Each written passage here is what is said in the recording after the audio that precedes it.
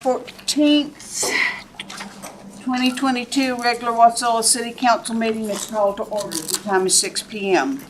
Before we begin, council, please put away cell phones. If you've got personal business to attend to during the meeting, please move for a recess. If you are participating telephonically, please mute your phone unless speaking. Also, when speaking, please state your name for those streaming the meeting. As a reminder to all attendees, the meeting is being streamed live. The camera is located directly in the back of the council chambers, right above the clock. Madam Clerk, please call the roll. Thank you, Madam Mayor. Councilmember Sullivan Leonard. Here. Councilmember Graham. Here. Councilmember Johnson.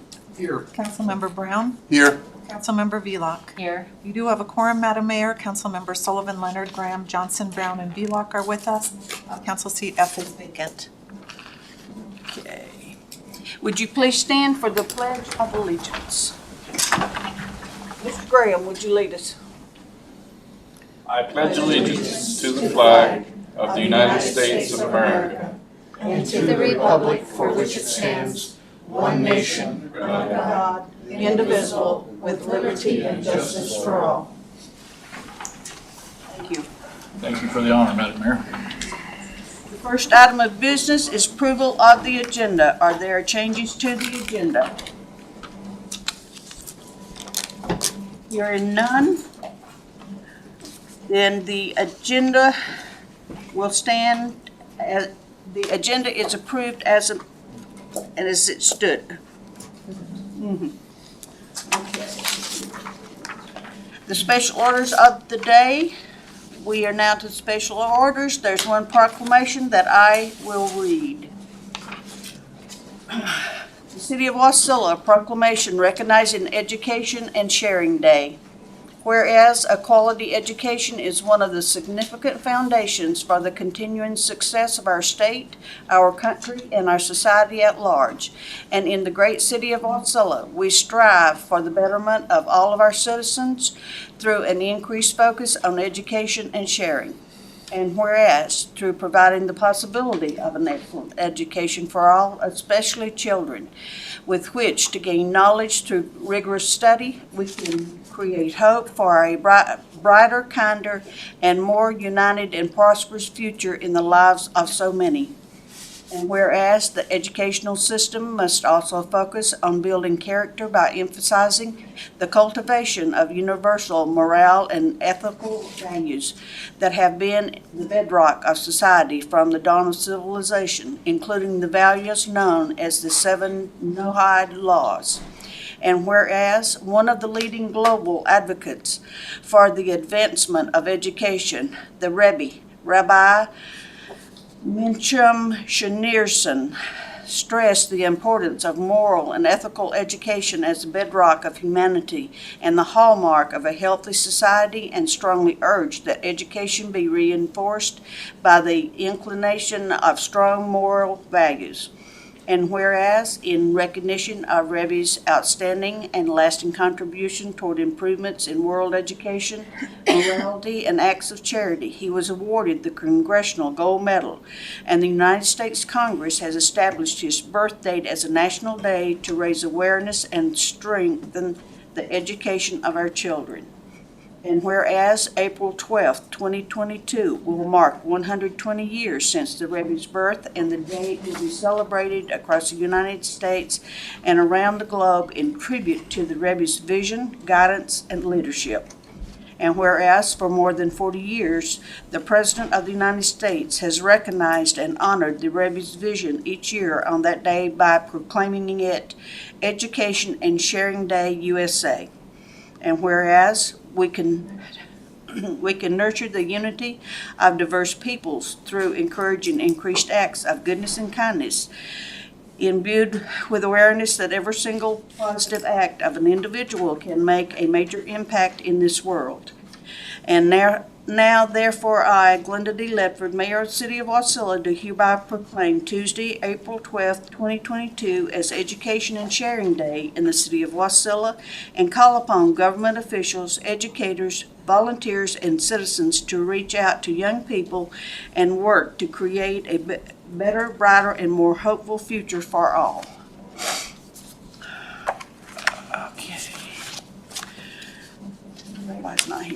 There he is. Okay. Rabbi Greenberg is here with this evening to give remarks about Education and Sharing Day. Okay. Welcome, Rabbi. Think about these ones first. Okay. Sit down. Niet met Marvin. Oh, Ja, ik het zo. Sorry. Sorry. No Hebrew. I'm not that impressive. All right. Very impressive. Thank you.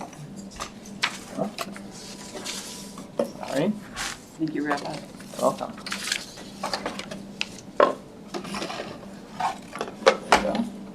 Thank you. Beans. Oh, are you Really? Thank you.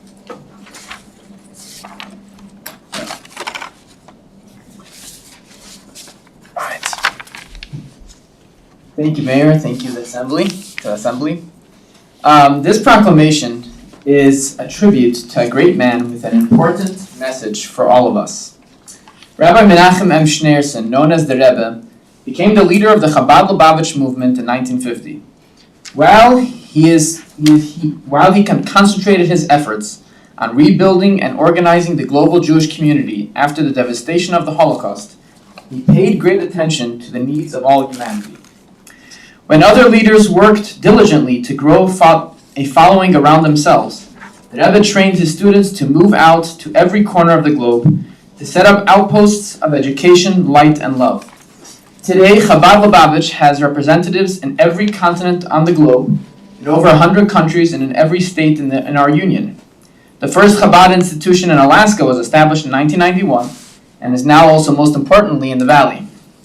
The Rebbe's global impact is so great that he is the only rabbi to have been awarded the Congressional Gold Medal and to have a National Day of Reflection proclaimed annually in his honor. The Rebbe taught that every individual, and in fact every individual action, has an impact on the entire universe. The Rebbe emphasized the importance of education and good character, and instilled the hope for a brighter future into the lives of countless people in America and across the globe. The Rebbe taught that education in general should not be limited to the acquisition of knowledge and preparation for a career.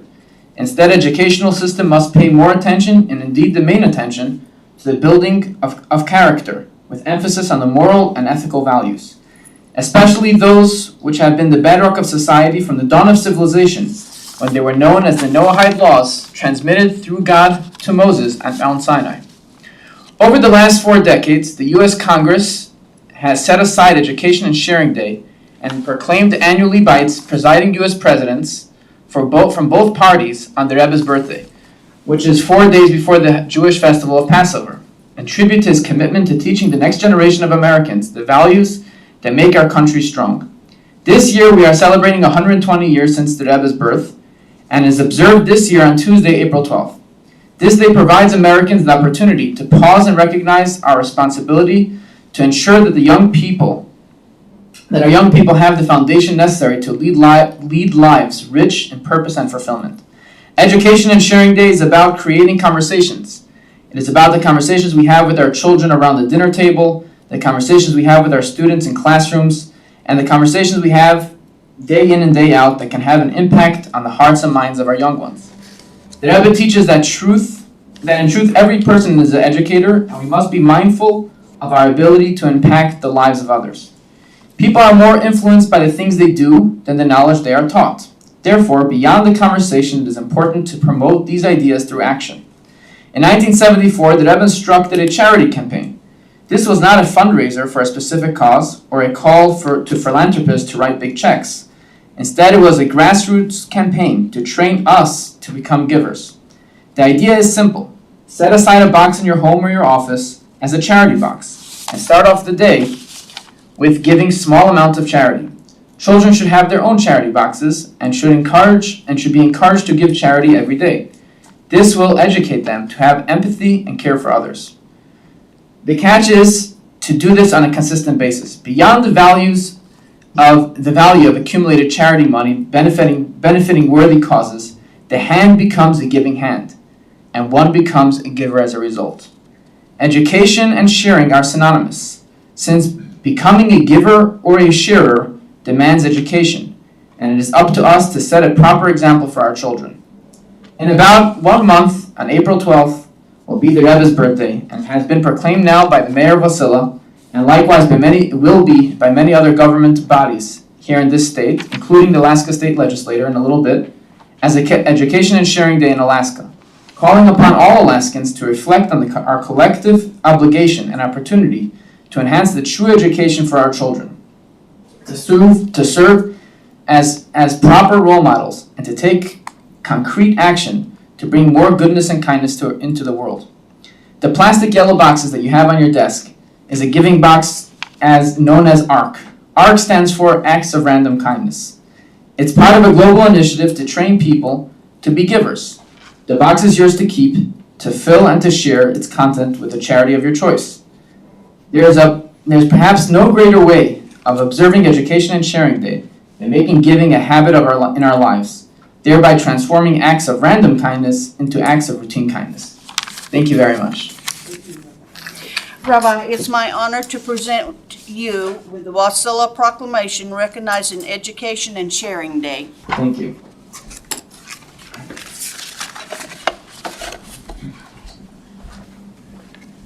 Very much.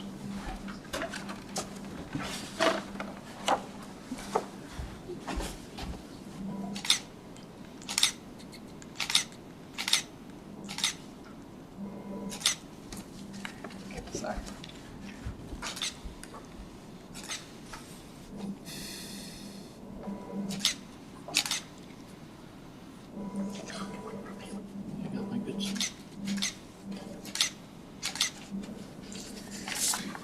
Sure. Thank you very much, Mayor.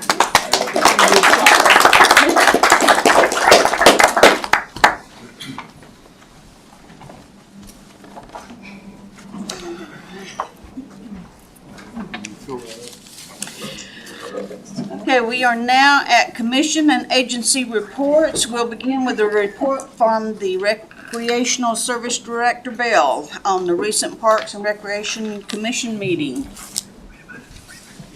Scott Bell, Recreational Services Director, reporting on our meeting last Wednesday. The Park and Rec Commission report includes we had our Learn to Skate program wrapped up with their annual winter show, and this year it was titled Walk This Town. Past events, we've had several year-end hockey tournaments from our IHL, which is the Intermediate Hockey League, the Menard Hockey League, and today the 18U house teams played. Upcoming event is the Matsu Outdoorsman Show, which will be March 25th to the 27th. Very excited, as they are actually going to be using the turf in the arena this year, so they're using the whole facility. Our last day of ice is this Wednesday, March 16th. Cleanup, we've submitted our permits and are working on our cleanup days, Arbor Days, music in the park, 4th of July activities, including fireworks, and the New Year's Eve fireworks show. The commission is looking to have a park passport this year, encouraging children to go to different parks, see all the different facilities that we have, and so that is in the works right now. And our next meeting will be May 11th. Is there any questions from the council? Mr. Graham? Thank you, Madam Mayor. Thank you, Director Bell. Director Bell, the windstorm, as I'm sure you've noticed, has destroyed or significantly damaged a lot of our street banners that line streets and walkways here in Wasilla. Would repairing those fall under Parks and Recreation, or would that fall under Public Works? Is there a plan for that? Public Works Director Danielle. Danielle Bischoff, Director of Public Works, through Mayor Ledford to Councilmember Graham. Yes, we are in the process of, there's been a number of wind damage items that have been assessed, and we're currently working with our insurance agency and getting detailed quotes as to how to replace certain things. So right now we are getting quotes on the banners. They were damaged to some other ones previous to the windstorm, but as of right now, yes, we definitely see the need to get those back up, and we are in the process of working on that and getting the old ones Thank you, Director, and I certainly appreciate that, and I hope getting them down becomes kind of an immediate priority. They look pretty ready. Thank We're you. on it. Are there any other questions? Madam Mayor, Mr. Johnson? Director Bell, sort of a follow-up, but along the same lines, but this would be more along in your budget area. I had my grandkids to, I forget what the name of the park, just south of Spruce there last fall, and I was noticing that could actually use a bit of repair and repaint, particularly in the playground area. Do you know if we have any plans to do a little bit of refurbishment to the playground area in that park? The actual park maintenance is all with Public Works Department. Sorry. Which park is that? Which park is that? What? That one right there. This is Spruce, so here it is. It's on, off Mystery? Yes, Soft Mystery. Bumpus? Yeah. Oh, the Bumpus Fields? I didn't know Yes. there was a Yeah, there's a nice playground there. playground area in there. Oh, I didn't know that. I'll have to look into that further, but one of the things, we are looking to try to upgrade certain things over at Bumpus this summer. Okay, any other questions? Hearing none, we'll move on to the Wasilla High School report. Would you please come forward and state your name? Hi, I'm Jordan Harris, and I'm representing Wasilla High School. And today's city council notes are both girls and boys basketball teams traveled to Palmer this week for the region championships. The girls are the number 2 seed and play the winner of Colony Kodiak on Friday, and the boys are the number 5 seed and play ACS on Thursday. Softball, baseball, track, and field, and soccer officially start on Monday, March 14th. Warrior Nation had its first winter formal dance on Saturday, February 26th. It was a tremendous success as it was good to see everyone having fun, enjoying being together, and seeing things back to normal. Speaking of things getting back to normal, Warrior Nation had its first school-wide assembly post-COVID. School spirit is back. Our annual Warrior Hockey versus Warrior Wrestling basketball game took place. Warrior Hockey was triumphant, beating the wrestlers 4-2. In addition, this was the first time in over 7 years that hockey beat wrestling. At the end of March, Warrior Nation will be celebrating students who received a 4.0 GPA for first semester. Despite some of the stories that we hear across the nation, the state, and our district concerning the learning gaps that have been created because of the COVID-19 pandemic, Warrior Nation had more students achieve a 4.0 in semester 1 than any other semester in recent memory. We had over 90 students achieve a 4.0 or better. Warrior Nation is proud of the academic work our students are doing. Principal Marvel will be hosting his monthly cafe on Wednesday, March 23rd. As always, City Council members and Mayor Ledford are invited. It runs from 8 to 8:30 a.m., and Warrior Nation will buy the coffee. This is a great opportunity for the city of Wasilla to learn more about what is happening in our local high school, as well as hear about all the amazing things that our youth are doing for the community. Finally, Warrior Nation would like to wish Mayor Ledford and City Council members a happy St. Patrick's Day. Thank you for your continued service to our community. Thank you. Would you state your name, please? Jordan Harris. Okay. Any questions? Mr. Johnson? Sorry, Ms. Harris, to put you on the spot. There was an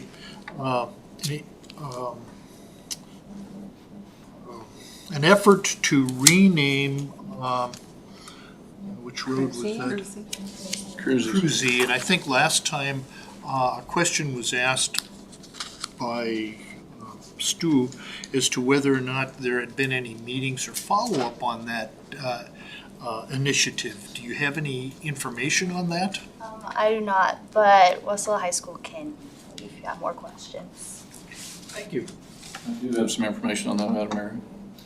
Mr. Graham? I am in contact with one of the counselors and a government teacher, so both Senator Wilson and myself are working with the leaders over there to get the students involved, to take a look and see exactly what is going to happen if we rename that Cruzy Street Warrior Way. So that project is ongoing, but I would caution you the same thing I tell everybody else. If you're looking for things to happen quickly in the political world, it's just not going to happen, but we are working on it.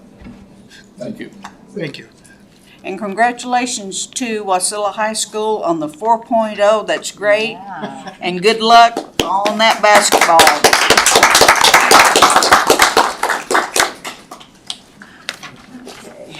We are now at public participation. There are two ordinance scheduled for public hearing this evening. Madam Clerk, please read the title of the first ordinance. Thank you, Madam Mayor. That's ordinance serial number 2207, amending the fiscal year 2022 youth court budget by accepting and appropriating $1,650 from the Alaska Peace Officers Association, $7,500 from the Department of Health and Social Services, Division of Juvenile Justice, and $7,500 from the Department of Health and Social Services Division of Juvenile Justice, and $750 from Luke, Shauna, and Delbert Henry for costs associated with the annual United Youth Courts of Alaska Conference in Wasilla, Alaska.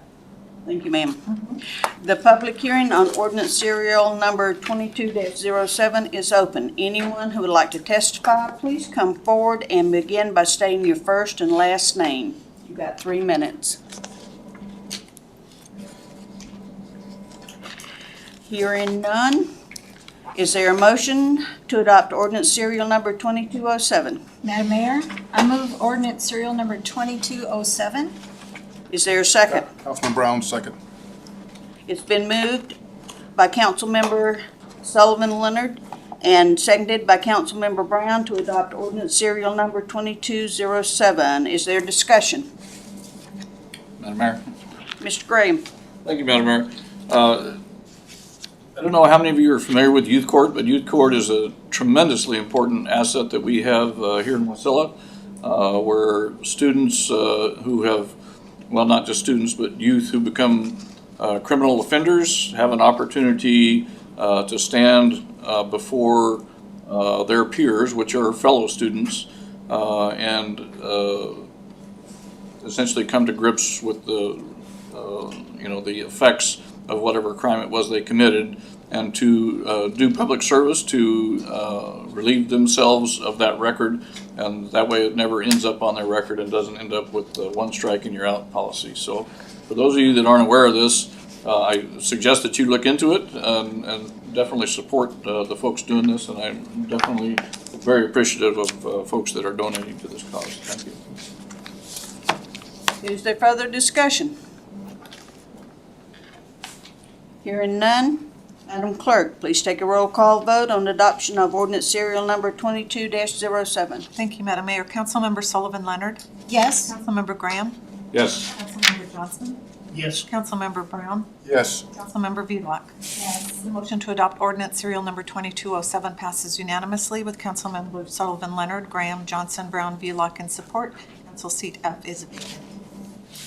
Madam Clerk, please read the title of the next ordinance scheduled for public hearing this evening. Thank you. That's ordinance serial number 2208, amending the fiscal year 2022 budget by appropriating $20,000 within the vehicle fund and transferring $20,000 from the general fund administration department for additional funding to replace the mayor's vehicle.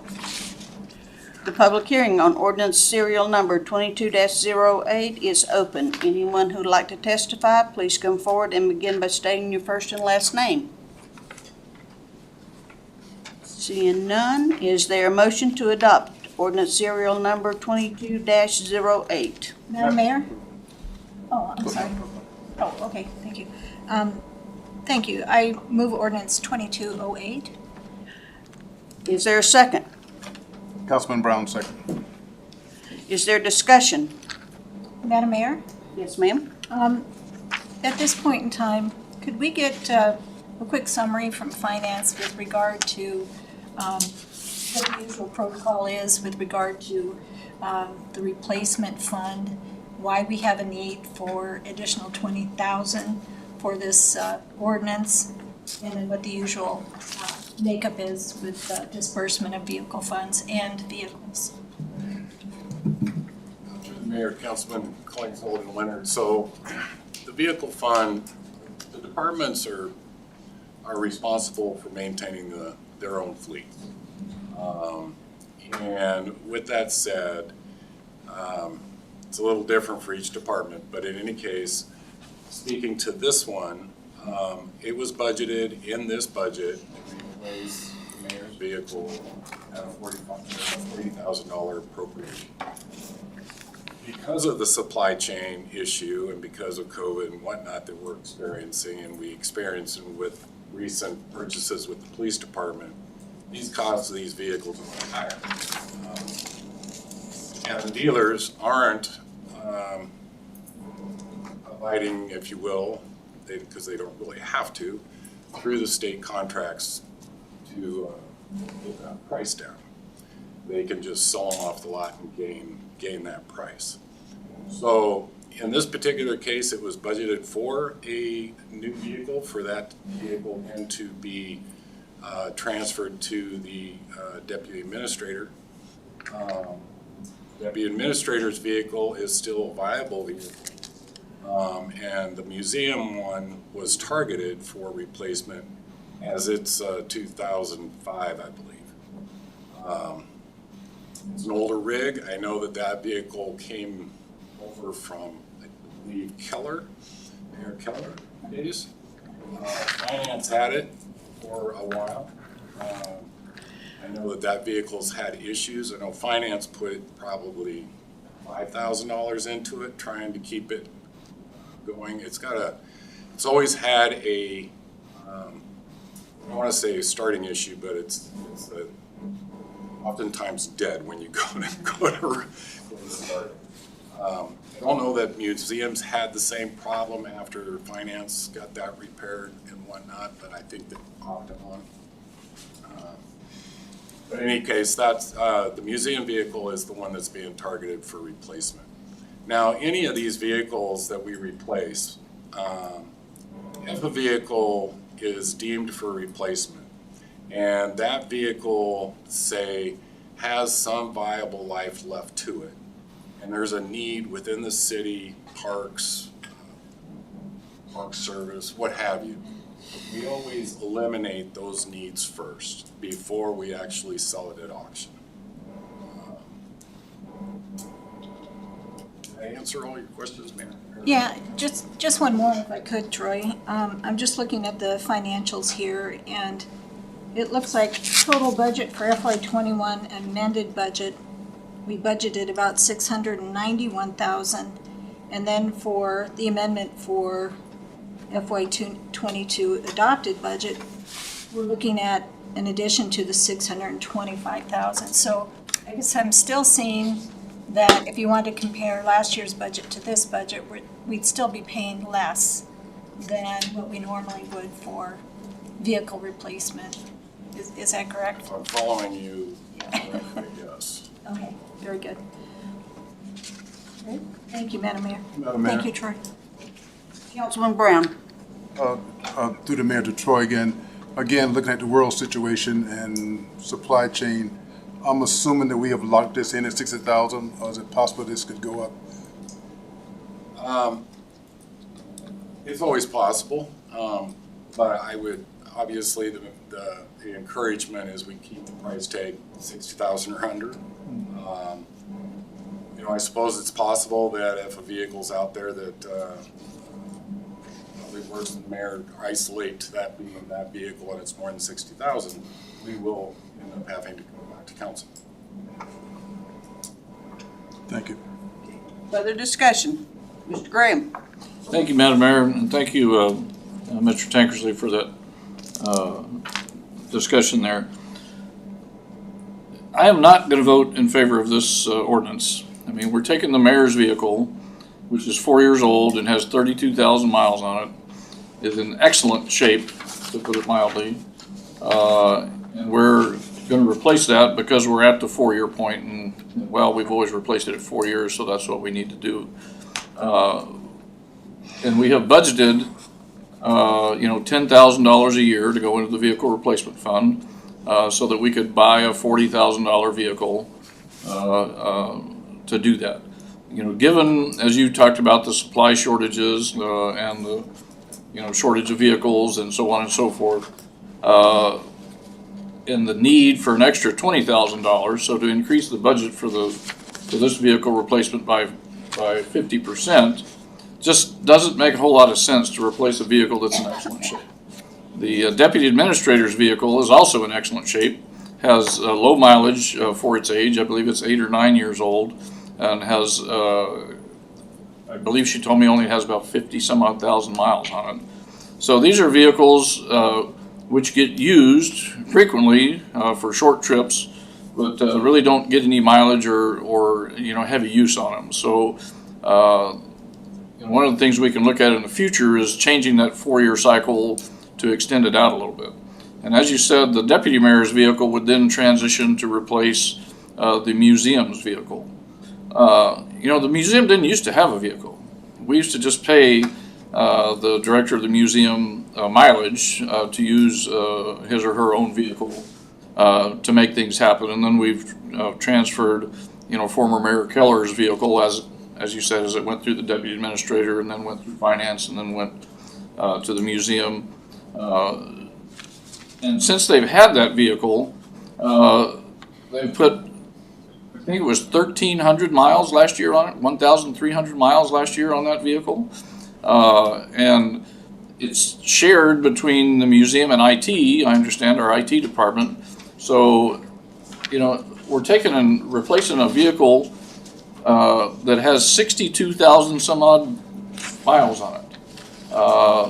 True, it is more than 15 years old, but somehow I think that we're just not doing the right thing here. If we need to get a vehicle for a museum and IT to share, we certainly don't need one the size that they have now, because typically they travel, there's just one person in there and maybe one bag of something. But if we're going to spend $60,000 essentially to replace that vehicle, because that's what we're doing, even though the mayor's going to get the new one. But I was on the lot at Ford the other day. You could buy a brand new vehicle which would suit their needs for $28,700. That's on the lot. That's list price. That's brand new. I don't see this being a smart use of money. I'd rather wait this out another year, continue to put the $10,000 a year into the vehicle replacement fund for the mayor and look at it that way. But I see us spending $60,000 to replace the museum vehicle with 62,000 miles on it. I just don't see that as being a wise use of funds, and I can't support this. Thank you. Mr. Johnson. Madam Mayor, the question that I have is, so we are thinking of replacing the current mayor's vehicle with a similar vehicle, is that correct? So we're going to replace it with the large size SUV? Yes, sir. Okay. What is our current gas budgeted for the city?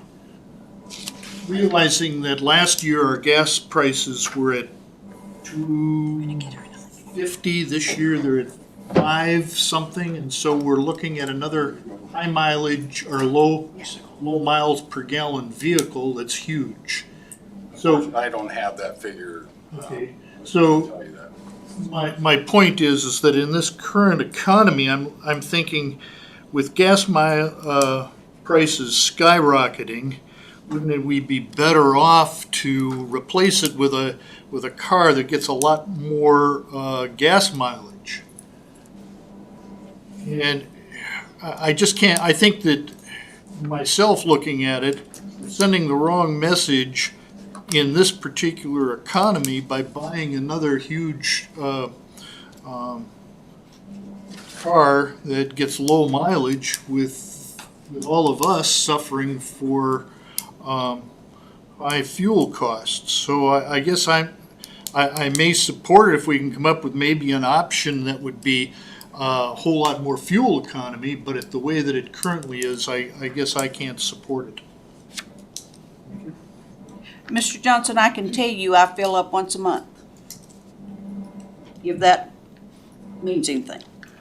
Is there other discussion?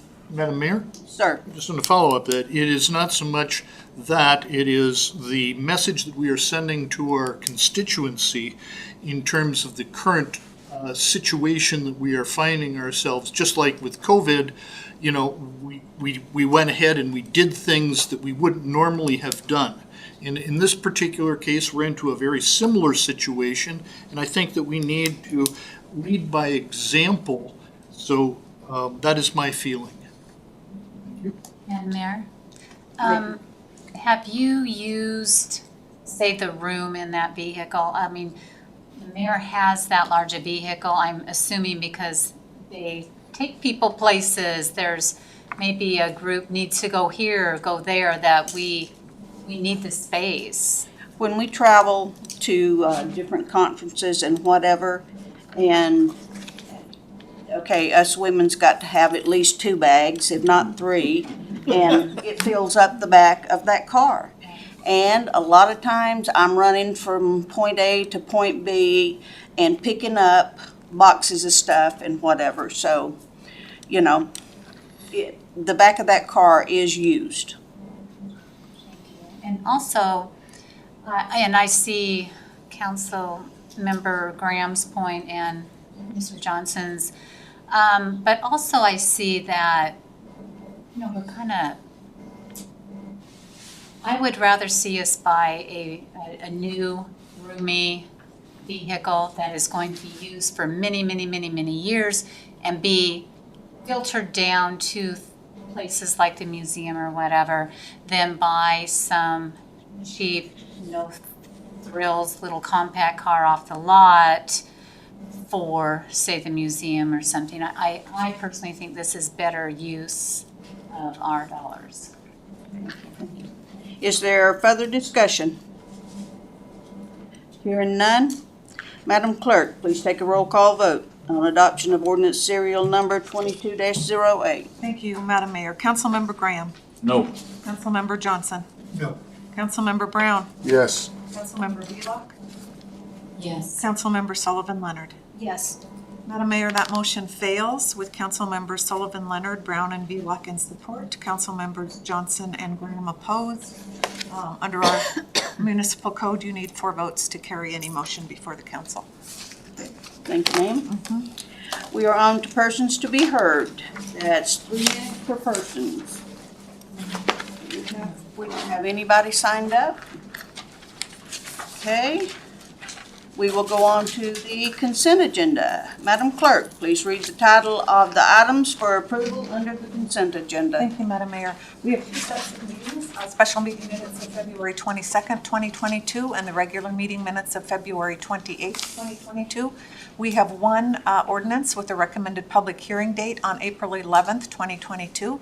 That's ordinance serial number 2209, amending the fiscal year 2022 budget by appropriating funds in the amount of $99,286 for 3rd quarter budget adjustments to cover budget shortfalls for the airport, code compliance, roads, and library.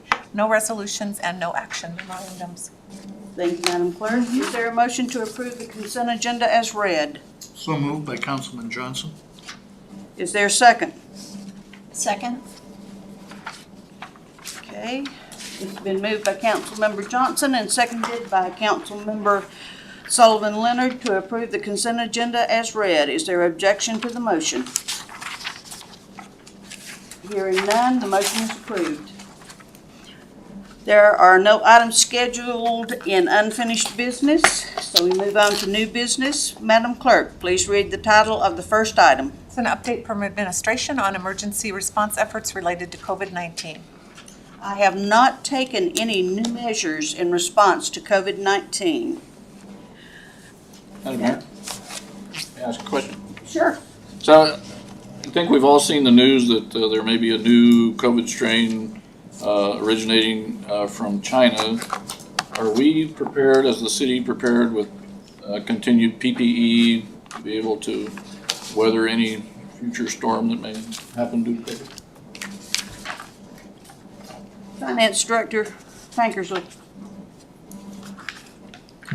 Mayor, Councilman Graham, I know that we stocked up on masks, and I'm not sure where that inventory is.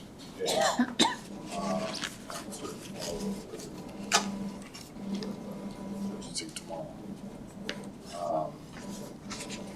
But outside of that, masks and lotions that we have. Thank you, Madam Mayor. Thank you, Mr. Tankersley. Madam Mayor. Mr. Brown. Again, through the mayor to Mr. Dickerson. There was an article today that CDC was recalling some of the test kits that was out. Do we know whether the test kits we purchased fall in that? I don't believe they do.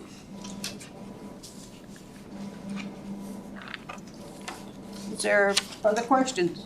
I can follow up on that test kit question from Councilmember Brown. It was a different brand than what we distributed. Any further discussion? Hearing none, Madam Clerk, please read the title of the next item of business. Thank you, Madam Mayor. That's AM number 2205, appointment to fill vacant council seat F, interview of applicants and appointment. Okay. Before we begin, please note applicant Dusty Joe Peavy pulled his application on March 10th. The clerk has suggested an interview process is outlined in the AM. How does council wish to proceed? Madam Mayor, I suggest we proceed as the clerk suggested. Okay. Just to clarify, Madam Mayor, the council does wish to go with the point system then? Thank you for the clarification. Okay. We are going to go, I'm going to let the clerk explain this system to you. Madam Mayor, to the body. So the interview process then will follow as outlined in the AM. First part of that process is to conduct our interviews. We're going to go alphabetical order by last name. So our first applicant is Joy Lynn Bozer. So at this time, before we begin those interviews, I would like to ask Benji, who works in the clerk's office, to take the other applicants up to our conference room until it is their turn to interview. And then while I have all the applicants quickly in the room, I just want to reaffirm, in case the council does want to go into executive session to discuss the applications and the applicants. I know you had received an email from me, but just so it's on the record, is there any objection to that, or would you prefer that any discussion about your application or yourself take place in public? No objection to the executive session. Thank you. So if you'd like to follow everybody but Jolynn Bozer, if you'd like to follow Benji, that would be great.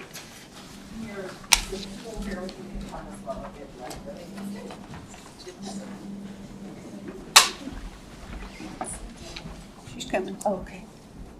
Ms. Bozer, do you want to come on forward? And so council and for the audience, each applicant is going to begin with making, they have a maximum of 5 minutes to do an opening statement to the council. We'll follow with questions. Each council member who submitted questions, we have 6 questions. And so each council member who submitted the questions will ask them of each applicant. Okay. Ready? I want to say good evening, Mayor Ledford and council members. My name is Jolynn Bozier, and I'm here this evening to express my interest in the appointed position for the current seat F vacancy. For those that don't know me, I'll provide a little information about myself. I've been here almost 7 years, having moved here from the hustle of the DC metro area to live with my family. And no, I'm not a politician. I say that kindly. You'll find me to be conservative and open-minded with the ability to serve the Wasilla Council and our community fairly. My most recent employment history spans over 20 years in finance and real estate while managing over 300 agents, so I understand fiduciary responsibility. I've also been a small business owner in Wasilla and know the struggles that can be faced in a small town atmosphere. I eventually closed my business and accepted a position as the association executive for the Valley Board of Realtors, which included reporting to the state and the National Association of Realtors in Chicago, which is the world's largest trade association. My employment career has always centered around finance in some capacity, so I can utilize that experience in this position. In addition, I'd also like to offer a few past volunteer positions, which adds to my ability to work within the community. Chamber of Commerce Women in Business President for 3 years. My responsibilities included an annual air show, police fundraisers, state's largest holiday electric light parade, annual fashion show fundraisers, and executing the organization of the Parade of Homes volunteers and schedules within the Iron County Home Builders, which is in Cedar City, Utah. I was also a board member of the Iron County Chamber of Commerce, a member of the Iron County Home Builders for 3 years, charter member of Toastmasters, which I feel very rusty on, and created a scholarship for non-traditional students returning to college. I named it CHEW, and that's Coins Helping Educate Women. So these were basically women that maybe got married early, had a child, raised a child, and had planned on going back to school. So I'm really proud of that. And it's still operative today. So in closing, I'm passionate about supporting the growth of our community while keeping fiscal responsibility in check, and if appointed, I would be honored to serve on the council to the best of my ability. Thank you very much.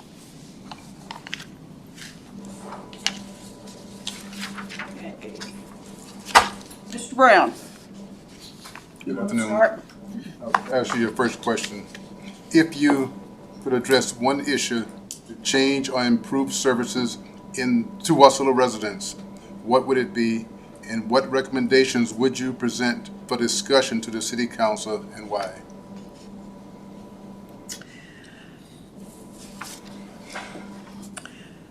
I believe you're going to hear a lot of objections on the new taxation rates for real estate.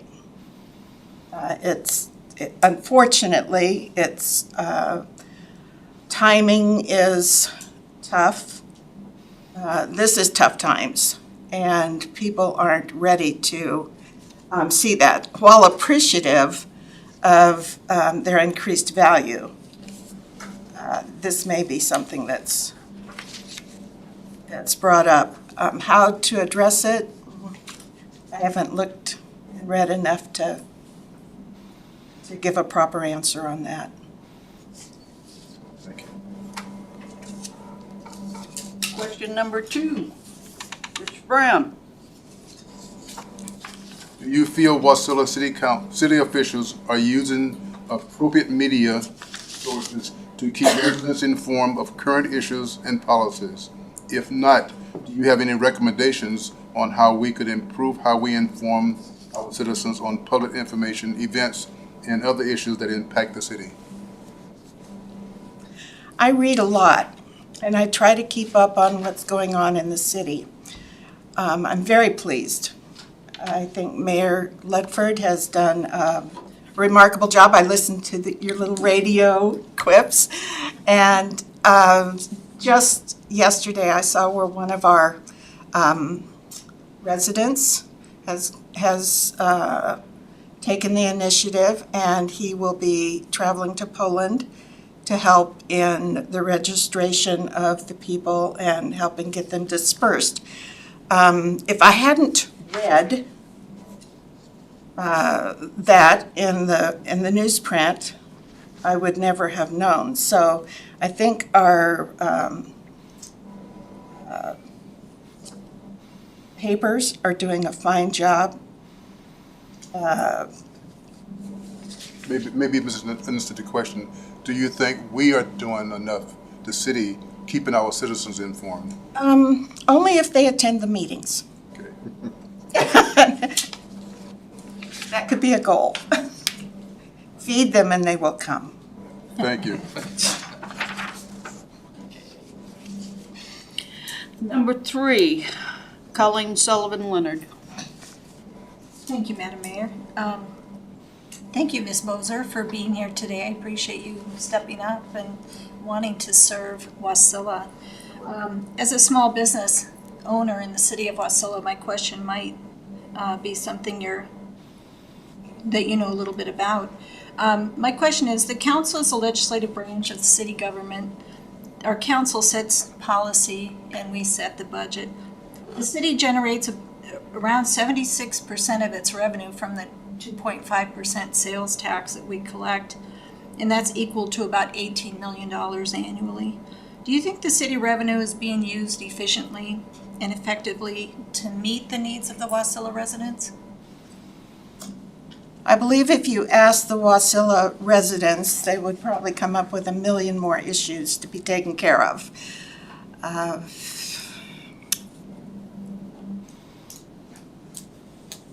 That's a very good question that again, needs to be reviewed. But as far as I'm concerned, I think you do a great job on 2.5%. You're not in a city that's receiving 10%. So on taxation. So you do a marvelous job on 2.5%. Thank you. And we know too that a larger percentage of that sales tax that is collected goes towards public safety. So for you, what are one of your highest priorities then with the city revenue? One of my highest priorities is KGB. There's a lot of congestion that affects the city as you travel through it, especially on the parks in the evening. It's almost impossible to get out of any of the businesses, so that's probably what I can think of right off the top of my head. Thank you very much. Mr. Graham, question 5. Thank you, Madam Mayor, and thank you, Ms. Bozer, for being here today and for expressing an interest in serving your city. There's a shortage of folks that would like to do that, and I'm glad to see so many here tonight. So I have 2 questions for you. The first question, what do you see as the most pressing concern facing the city of Wasilla in the current year and in the coming 3 years?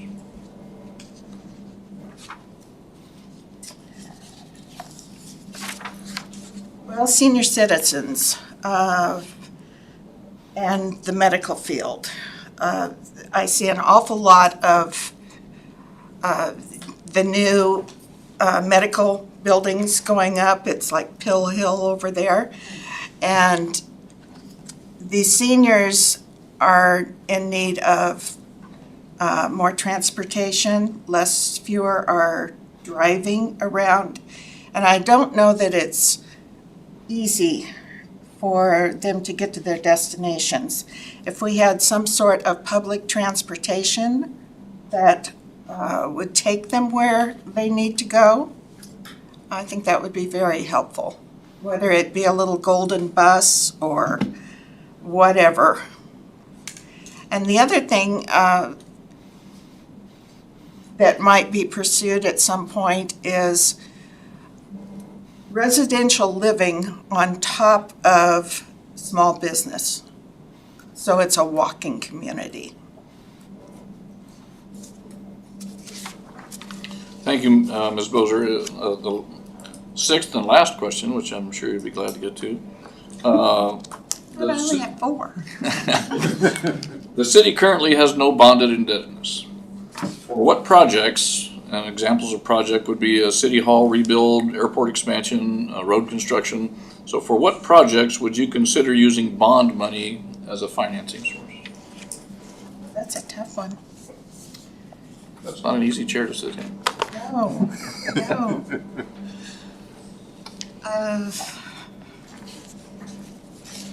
Is my 5 minutes up?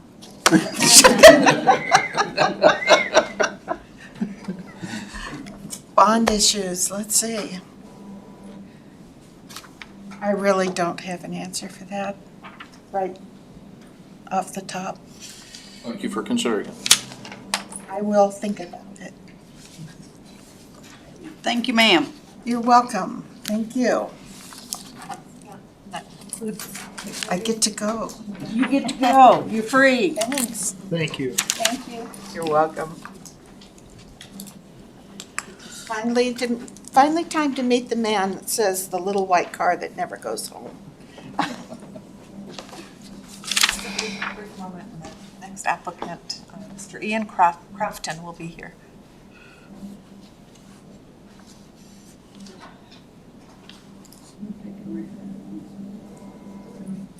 Well, Yeah, Benji went to get him. oh, okay. Yeah.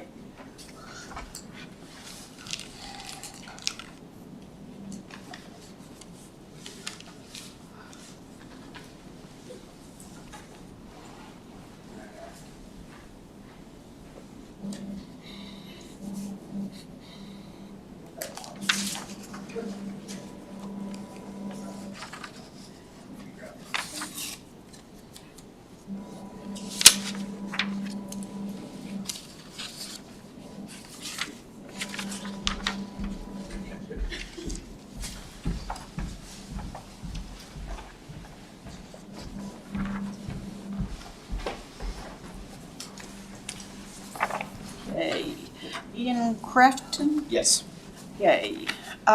You have 6 questions, and the person that's writing them will be asking them. So we will start with question number 6. Mr. Graham? Madam Mayor, we'll start with his opening. Oh, I'm sorry. I was like, oh, I guess we're just not doing that now.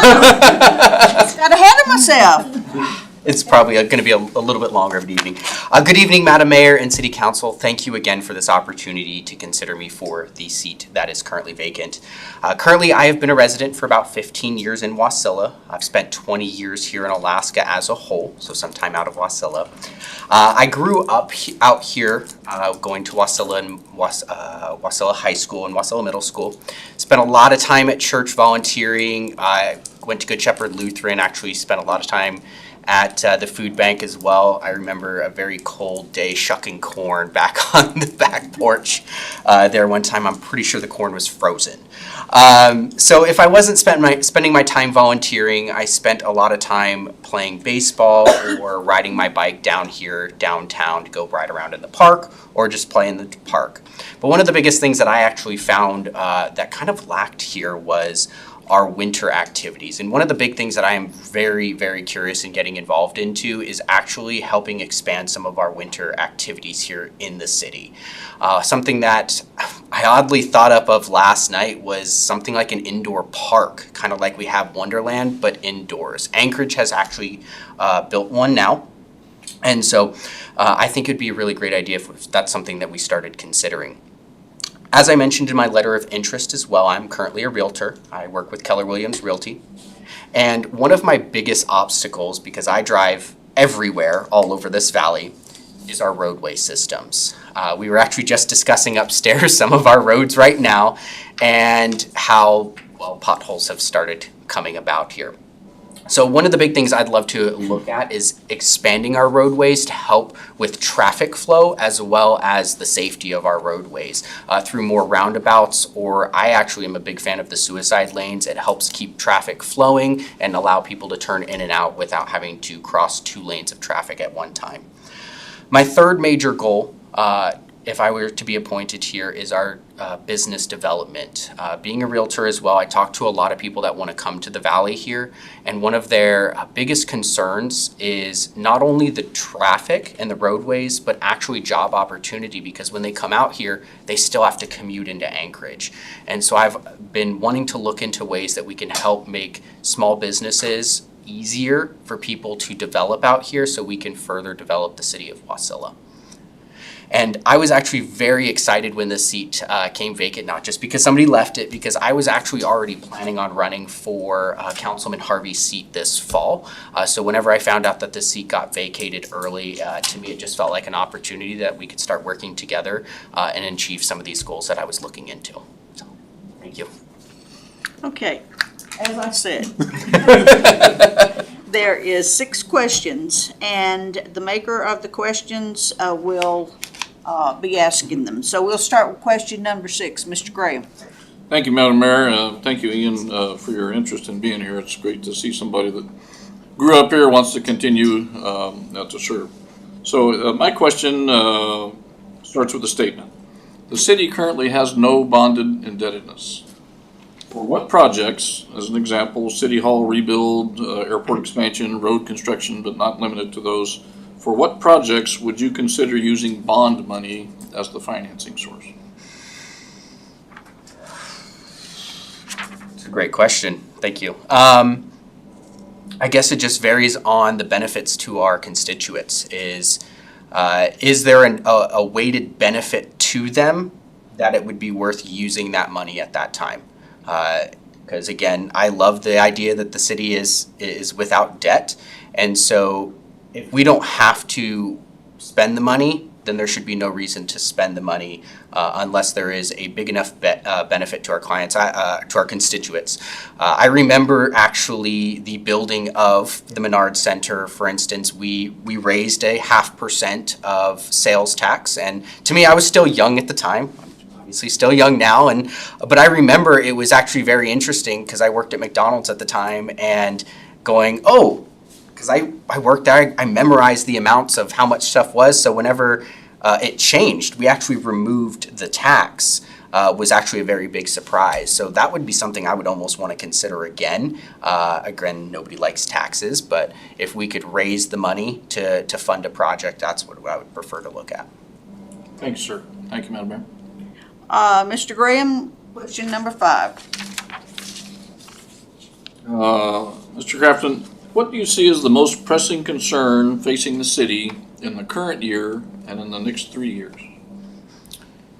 The most pressing concern in the current year and the next 3 years? I think Could be 2 answers.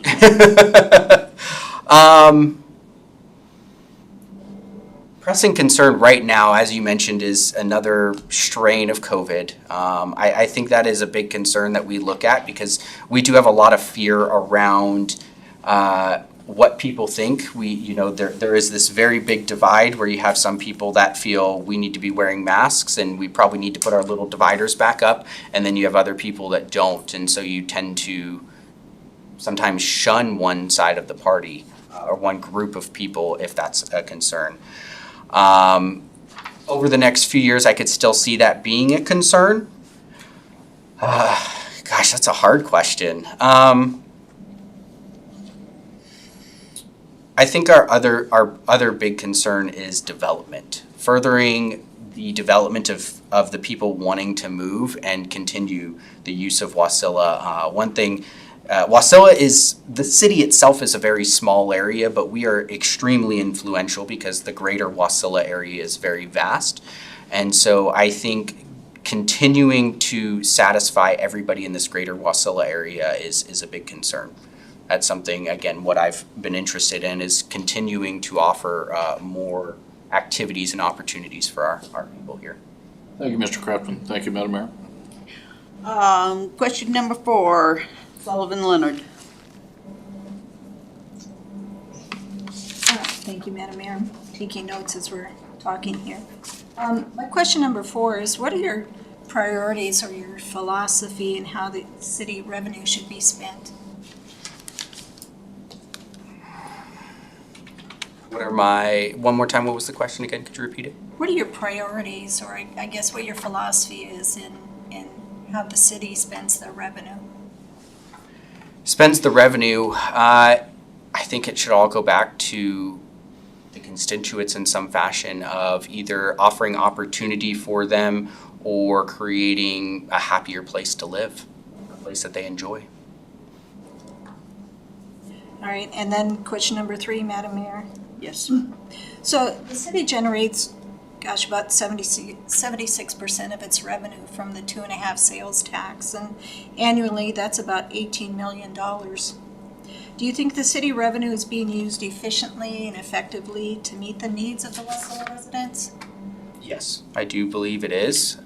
Could we find more things, and could we start finding other opportunities for the people to want to do? Yes.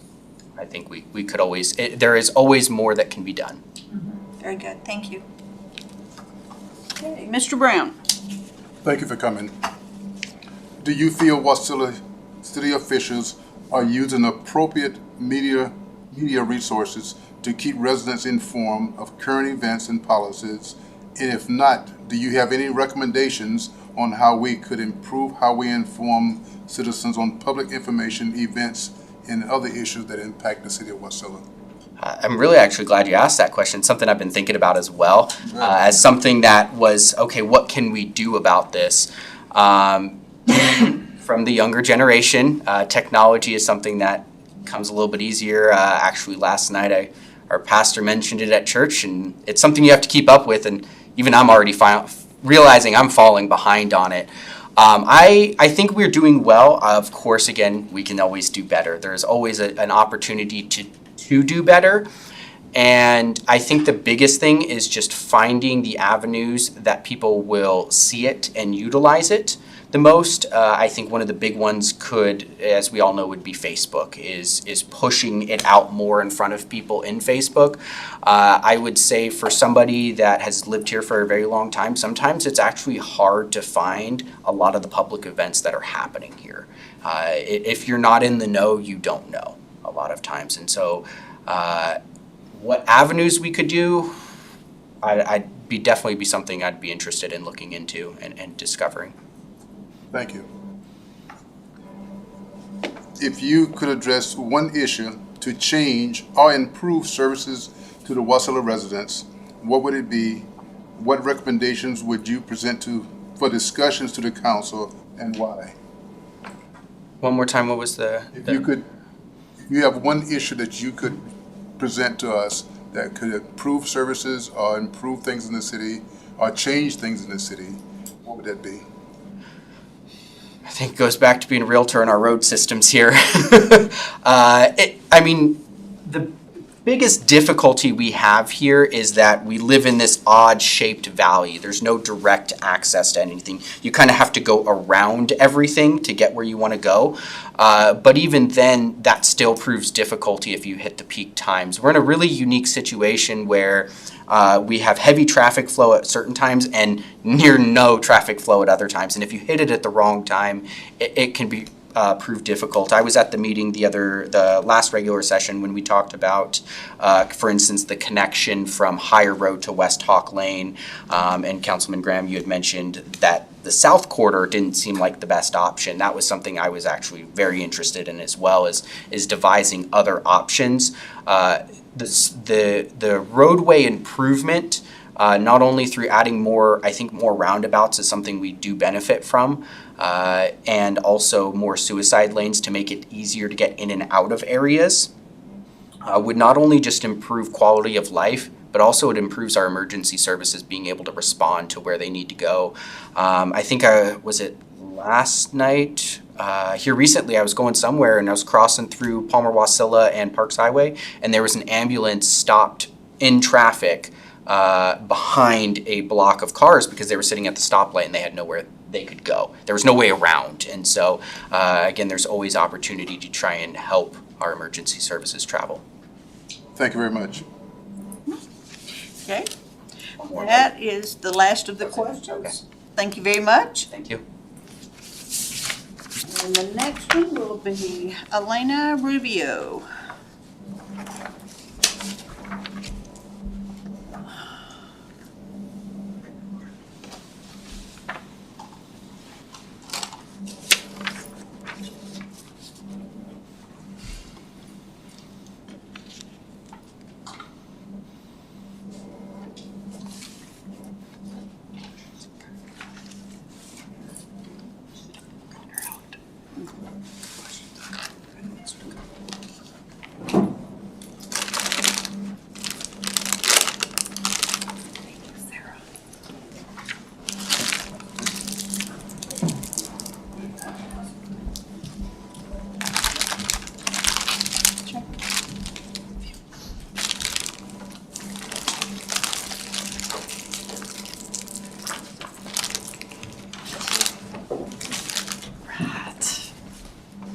Is that a 5-minute timer? Thank you, Elena, for replying. Okay. Good evening. My name is Alina Rubio. I'm a second-generation born, raised, and proud resident of the city of Wasilla. To start off, I would like to take a moment and direct towards all past and present residents, council members, mayors, and community servants in this great city of Wasilla. Thank you. Thank you for this unique and growing community that offered countless others and myself such an amazing upbringing as a child. Thank you for the ample business opportunity that has been induced to keep the city growing and thriving since its beginning. And mostly, thank you for keeping this a safe and family-centric community with fun and exciting opportunities for all ages.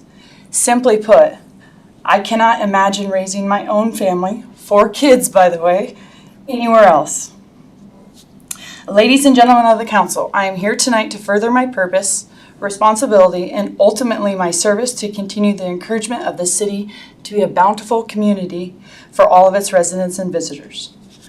I am the bold and qualified choice for future city council, and I will serve on the basis of the understanding and betterment of the community as a whole based on the following. I'm a lifelong resident, 40 years and counting, and I have a strong, diverse, and personal relationship throughout this community.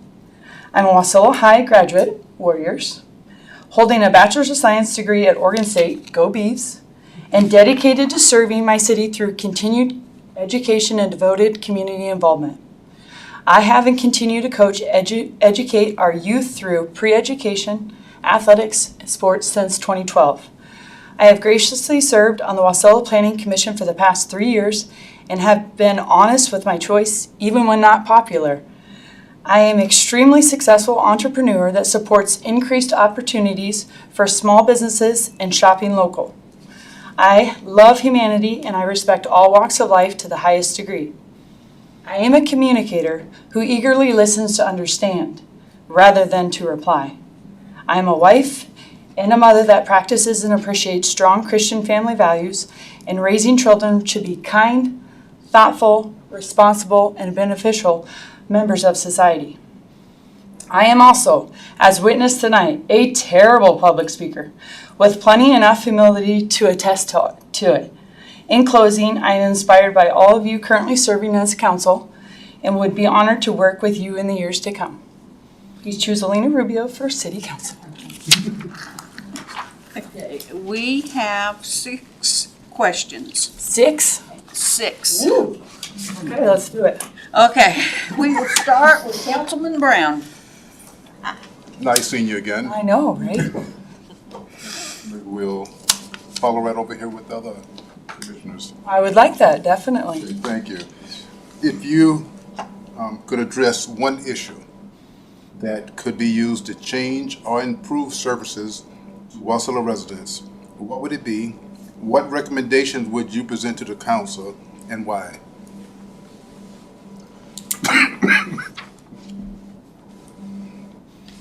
It's a great question.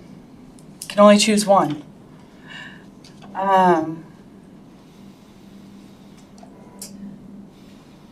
The one thing that I would change, and you've worked with this with me on the city commission, is, and we are working on that, is the codes for the city, for small businesses to enter the city limits. And how we would make that work is obviously what we've been trying to do is change to get a committee together to people that are qualified for that.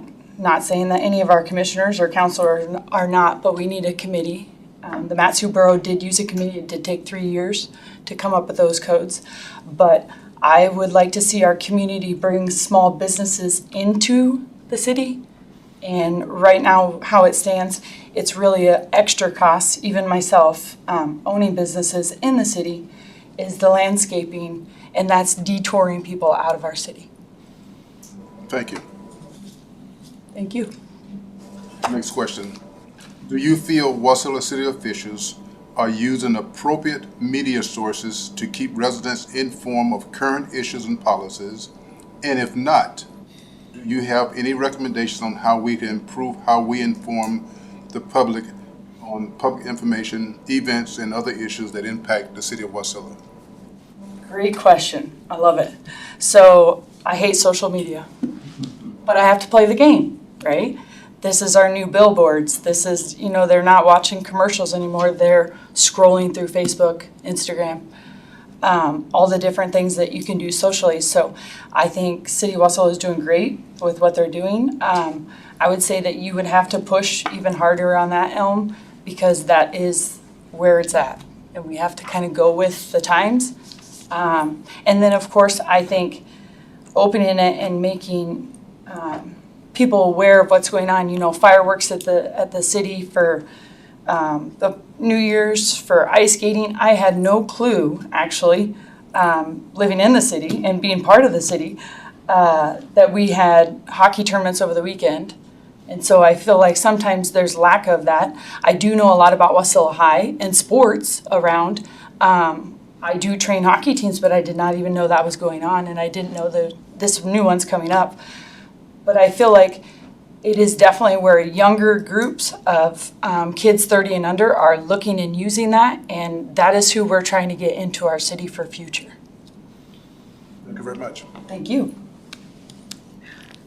Colleen? Thank you.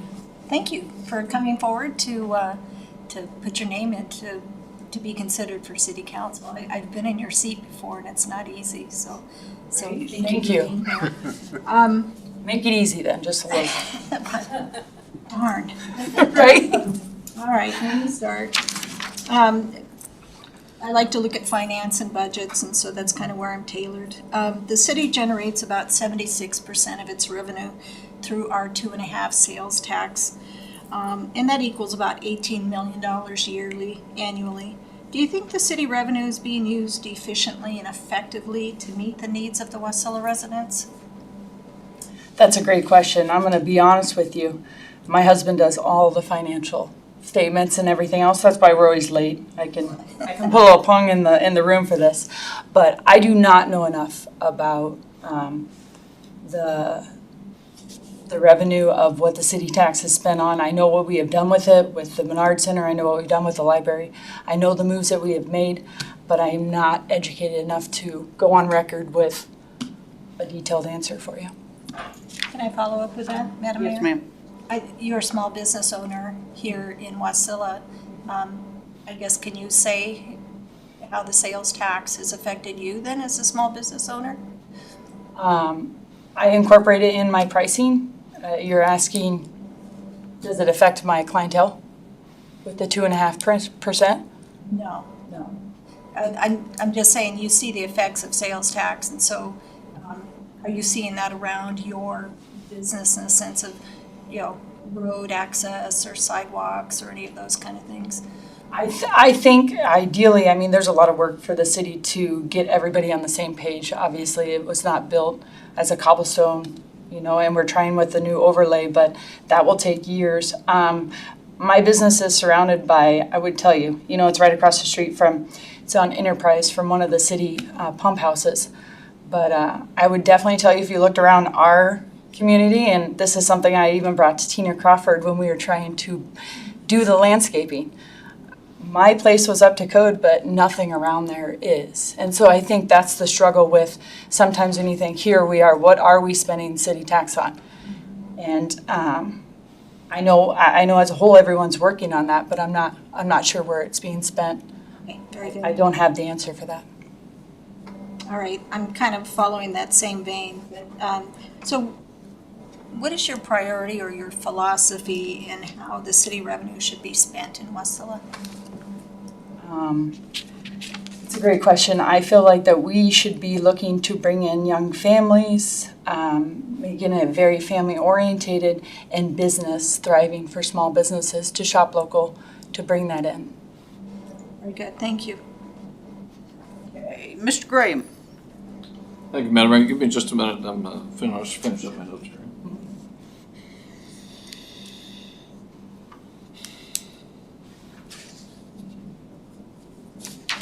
Okay, thank you, Ms. Rubio, for being here. It's great to have somebody that's a lifelong resident looking to continue to serve, and thank you for your service to this point. Like the others before me, I have 2 questions for you.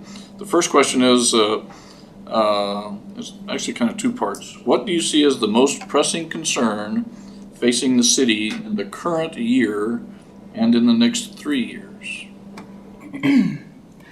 Current year, I would tell you our road infrastructure, for sure. In the next 3 years, I would tell you that we definitely have a problem with homeless right now. and crime. Thank you, Ms. Rubio. The last question, I'm sure you'll be happy to hear that, starts with a statement. The city currently has no bonded indebtedness. For what projects, examples of capital projects might be the city hall rebuild, airport expansion, road construction, but they're certainly not limited to that. So for what projects would you consider using bond money as the financing source? Definitely the road infrastructure. Thank you. Thank you. Okay, that's it. Thank you so much. The next one will be Tammy Shields.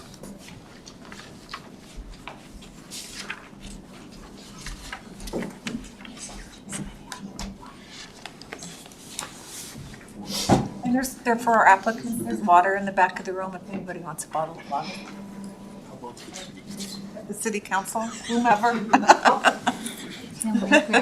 Yes.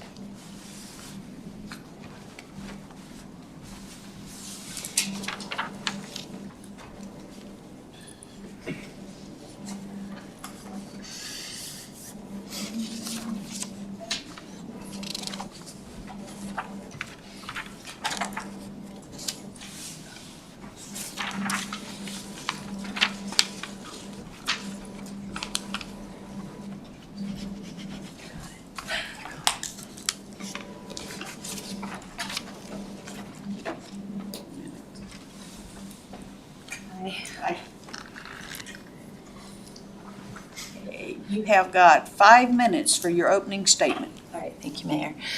Hi, my name is Tammy Shields. I am a mother, a grandmother, and a small business owner.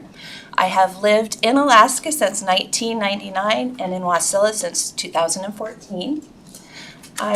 When I saw the posting for the vacancy, it was kind of an aha moment, and it pretty much kind of stemmed back from COVID when the businesses were shut down, and then when we reopened and people started coming into my shop and they started just sharing their hopes, their dreams, their fears, the things that were going on in their lives, kind of how they felt hopeless and helpless. And I just really gained an appreciation for the community that we live in, because people do come together here in Wasilla. I don't know of anywhere else in the lower 48 where people support people like they did, and they do. My business has been able to stay open in spite of everything, and I'm incredibly grateful. And so then when I saw that posting, I was like, this is how, one way that I can give back to my community. And I just love where I live. All right, we have 6 questions. I thought it'd be 5. No, it's 6. So we will start with Mr. Graham.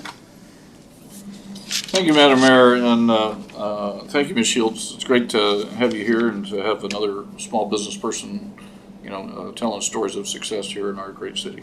So I actually have 2 different questions, and the first one might have 2 answers, and that's okay. So what do you see as the most pressing concern for the city in the current year and in the next 3 years? I think the most pressing concern of our city is the homeless. I see that as a human being. I see their suffering. I see their needs. But also as a small business owner, there's a lot of frustration. And so I don't have any answers of what to do with that situation, but these are people that need our help, and I think that our community also recognizes that. Yeah. Thank you. Appreciate your answer. So the second question kind of starts with a short statement. So the city currently has no bonded indebtedness. So for what capital projects, examples of capital projects might be rebuilding City Hall, expanding the airport, doing road construction. So for what projects would you consider using bonded indebtedness, bond money, as the financing source? I don't know if a homeless facility would go under that. That would probably be my top. Another one that I hear from pretty much everybody across the board is our roads. Just safer roads, roads with less potholes, maintenance. Thank you very much. Thank you, Madam Mayor. Okay, Mr. Brown. Thank you, Madam Mayor. Thanks for coming. Thanks for applying. If you could address one issue to change or improve services to Wasilla residents, what would it be, and what recommendation would you bring before the council for discussion, and why? I think our city has done a fantastic job on pretty much everything, and I'm sure that we don't have the answer quite yet for the homeless situation. I think that is something I'm very passionate about, and hopefully we can start discussing more and more on what to do, so that people have warmth, they have health, they have food, and the community as a whole would have some safety. Yeah. As a small business owner, I've seen a lot, so that's why I mentioned that. Thank you. Thank you. Next question. Do you feel Wasilla city officials are using appropriate media sources to keep residents informed of current issues and policies? And if not, do you have a recommendation on how we could improve how we inform Wasilla residents of public information, events, and other issues that impact the city? So my only source of information that I really use is social media, primarily Facebook, and I am up to date. I know that the Frontiersman has articles that they post in there. I don't take a newspaper or watch television or listen to the radio, and yet I get the information. So my answer would be yes. I think that the city is doing a really fine job. Thank you. Okay. And Councilperson Sullivan Leonard. Thank you, Madam Mayor. Thank you, Tammy, for coming forward. I know it's not easy to step up in my wheelhouse. community, but honestly, it's really great to have you here. My questions are surrounding the budget, and so the city generates about 76% based on the sales tax collection of 2.5 cents on the dollar, and it's equal to about $18 million annually. Do you think the city revenue is being used efficiently and effectively for our Wasilla residents? Yes, as far as I have seen and heard, I do believe so. Okay. And then just generally, what is your philosophy about government and spending revenue, and Right, I what believe your priority is? Definitely small government. I appreciate the conversation today about going back and forth on the mayor's car and discussing how it would appear and, all the fundamentals. I think that that's very wise use of time to really hash those issues out. I would be a conservative spender, but there are needs in our community, and I'd like to hear what the people feel are priorities. Thank you. Thank you. Okay. That is 6 questions. Thank you so much. Thank you. You're out of the hot seat. Thank you all. I appreciate it. Feels there's water in the back if you'd like some. I brought one. Thank you. And our next one is Todd Stafford.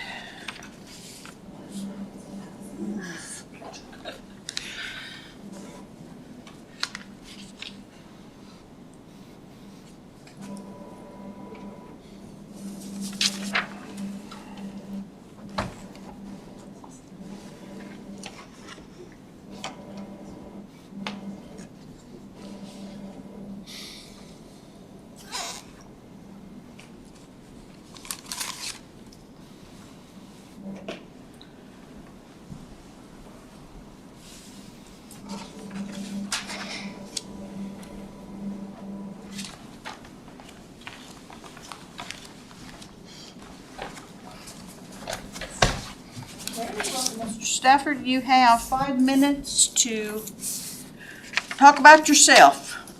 Thank you, Madam Mayor, members of the council. Thank you for your service. My name is Todd Stafford. I've lived here in Wasilla for 26 years now, and I love it. I think we have a healthy, vibrant community. We have plenty of recreational opportunities with the Menard Center, the Brett Ice Arena, Lake Lucille Park and the other parks, Smith and Bumpus Ball Field, and all the activities we heard outlined earlier.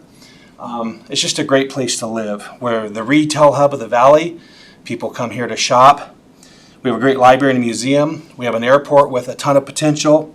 And we have the Wasilla Police Department providing safety and security for its people. And I think there's even more that could be done here. Recently, Governor Dunleavy was in Palmer and spoke on some of the small-scale manufacturing that was happening there. And I remember thinking, why not Wasilla? Surely we could host some of that too.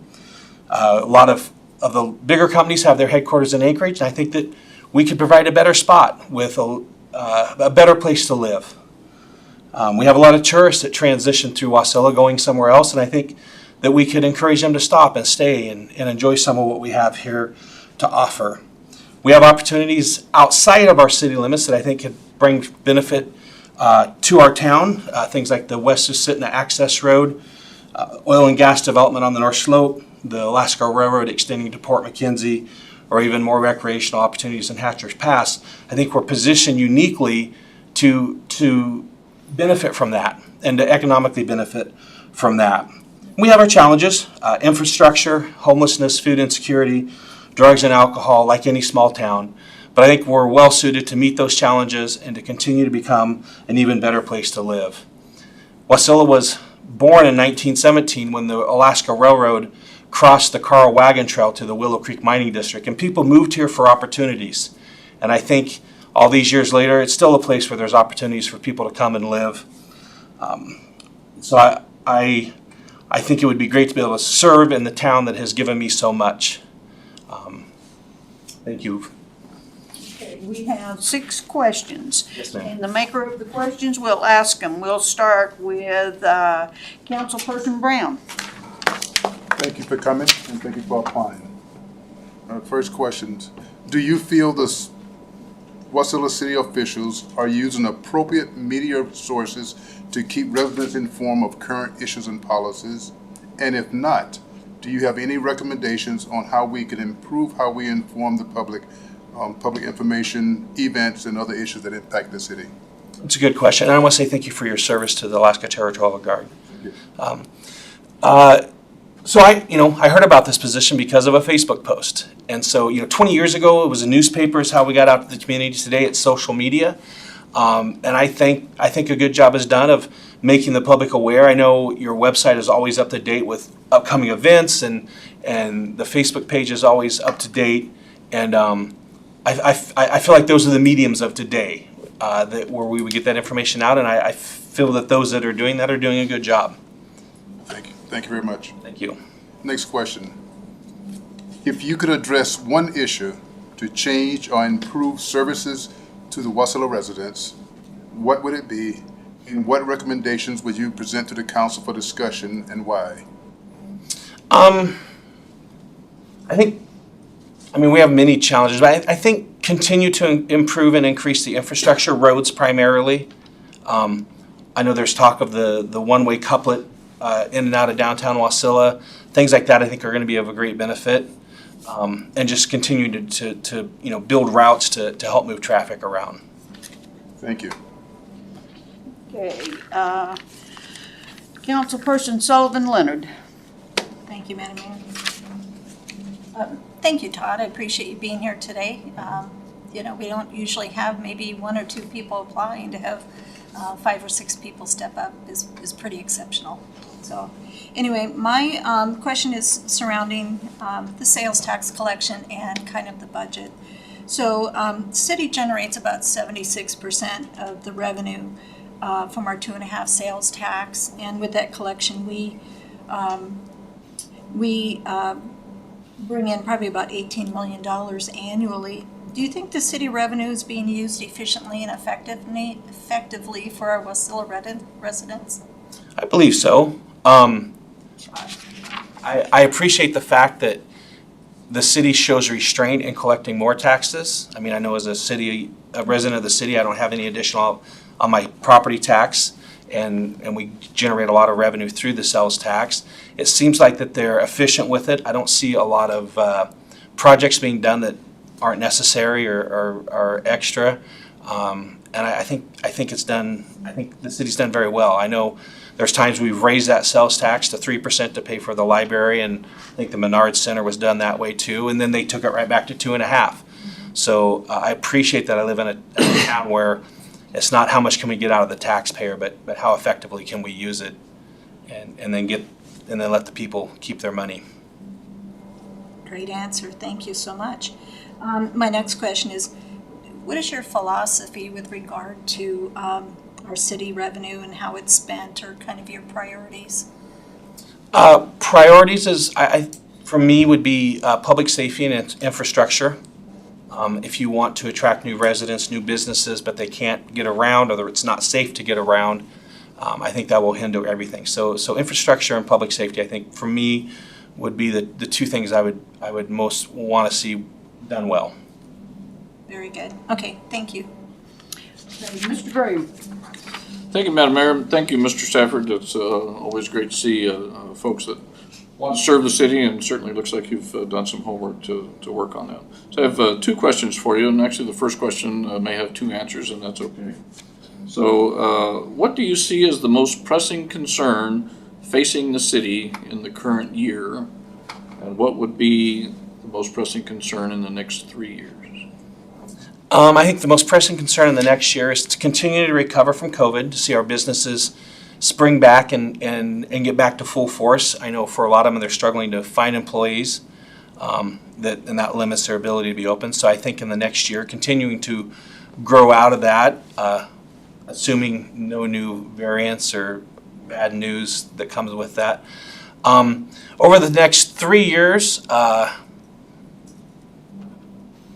there could be some economic challenges on the horizon, depending on what happens in the oil and gas industry and gas prices. We always know that, our state government runs off oil and gas revenue. And so depending on what happens in that sector, it'll have an impact on state budgets, which of course will bleed down to city budgets, as far as who's maintaining stuff, who's paying for stuff. Thanks, sir. Let me finish my note here. Mm-hmm.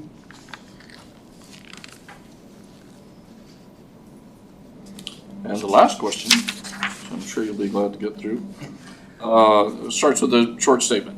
So the city currently has no bonded indebtedness. For what capital projects, and examples of capital projects would include a city hall rebuild, airport expansion, road construction, as well as others. So for what capital projects would you consider using bond money as a financing source? I personally would be very hesitant to push getting bonds.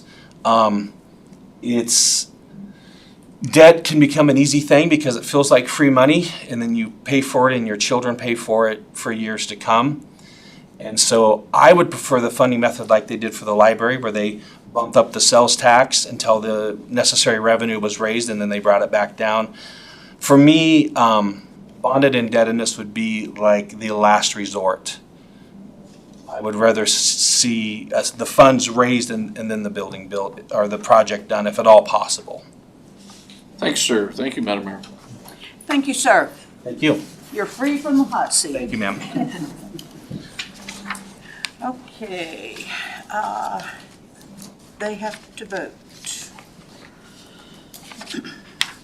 Madam Mayor, Yes. I move to enter executive session for subjects that tend to prejudice the reputation or character of any person, provided that person may request a public discussion in accordance with Wasilla Municipal Code 2.04.080B3. Specifically, executive session is to discuss the applications of those persons who we just interviewed for vacant city council seat F. Those present in the executive session will be the entire city council and the city clerk. Councilman Brown, second. It has been moved by Councilmember Graham and seconded by Councilmember Brown to enter executive session for subjects that tend to prejudice the reputation of or character of any person, provided that person may request a public discussion in accordance with WMC 2-2.04.080B3, specifically to discuss the applications of the applicants for vacant seat F.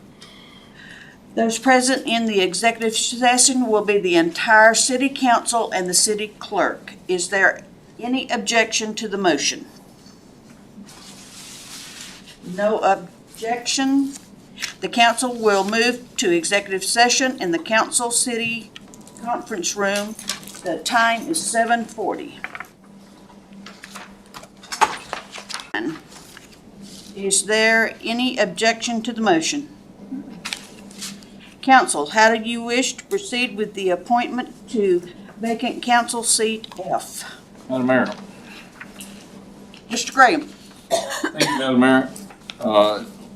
I move, based on the interviews that we had today and the applications that we received, that we applaud all of the candidates. They are all certainly qualified for the position and should be given accolades for their thoughtfulness and their answers and their desire to serve. It is unfortunate that we have only one seat to fill because we certainly have more qualified candidates than that, and we thank them all. However, I move the council appoint Elena Rubio as the council person for seat F. Councilman Brown, second that motion. The motion has been made by Councilmember Graham and seconded by Councilmember Brown to appoint Elena Rubio to council seat F. Is there, The roll call vote? Yes, please. Roll call vote. Thank you, Madam Mayor. Councilmember Johnson on the appointment. I will vote yes, but I wanted to make a statement that all of the candidates were very eloquent in their answers and were prepared and would do a good job. And I wanted to thank you for your applications and your time for this application. Councilmember Brown.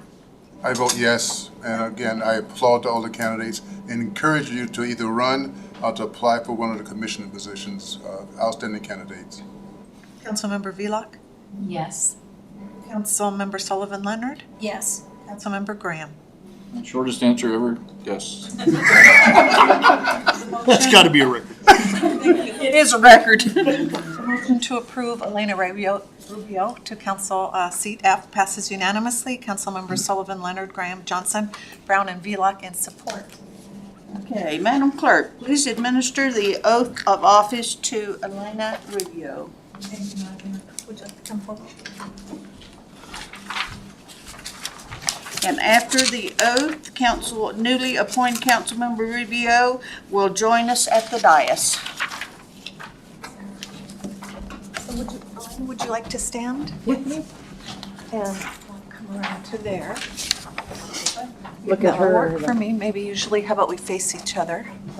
Okay, if you want to raise your right hand and repeat after me. I, Elena Ray Rubio.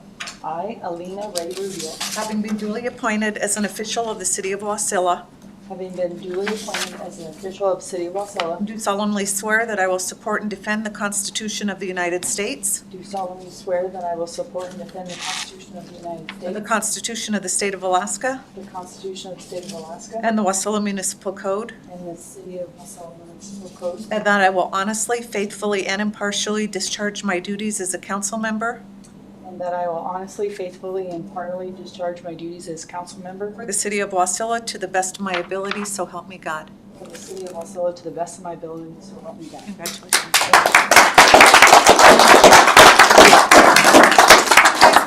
Could we get the council, maybe, and Madam Mayor to come up for a photo? Absolutely. Group photo? Come on, guys. I'm gonna let me get my chickens all. Right. This is like herding cats. Herding cats would be a lot easier. I know. I get to stand behind Mr. Brown. Stand behind the tallest person in the room.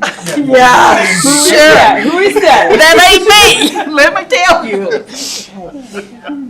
Go. 1, 2, 3. Simon? 1, 2, 3. Perfect. Thank you. I should know better. Thank you. Congratulations. Did he get bunny ears behind you? Huh? Did he get bunny ears Yeah, behind he's you? doing something. He was. I bet that's what he did. I can't believe you said that big name. You did, didn't you? See, she ratted you out. Proclamation. You have to sit next So, to me. in the interest of full disclosure, we had an oath for everybody. We had 10 cards for everybody. Yes. Our clerk is great. She likes to be prepared. That's great for the rest of us. Okay, we are now at communications. Madam Clerk, please read the title of the IM. Thank you. That's IM number 2203, reported revisor of ordinances to the Wasilla Municipal Code, Chapter 120030, general penalty, and Wasilla Municipal Code 1633, 100 violations penalties. Okay. There is no commission minutes. Audience comments. 3 minutes per person.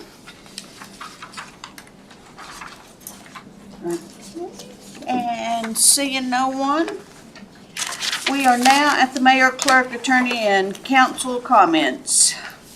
Please keep your closing remarks limited to 3 minutes. Madam Clerk. Thank you, Madam Mayor. So as noted in my clerk report, if there's no objection from the body, I'd like to start work on revising several sections of our municipal code related to boards and commissions. Right now, we have one chapter that's kind of general, and then we have our commissions broken up, and so you have to flip back and forth. So I think cleaning that up would be great, and then if you don't mind, there'll probably be a little bit of attorney time. I have some questions for her just to make those cleaner and better. So if there's no objection from the body, that's something I'd like to start working on. Is there any objections?